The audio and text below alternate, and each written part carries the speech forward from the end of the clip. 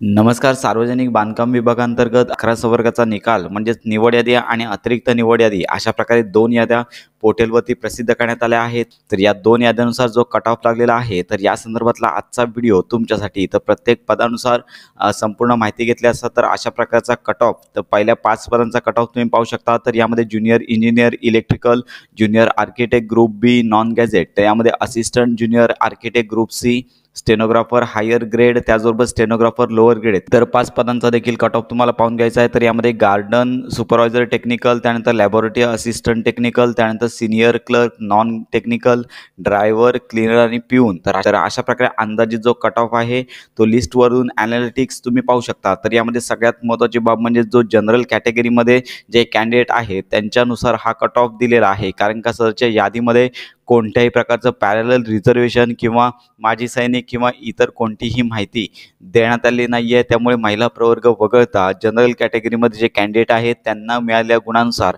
हा cut off तुम्ही पाहू शकता. तर अशा प्रकारे ही महत्त्वाची माहिती इतरांपर्यंत नक्की शेअर करा.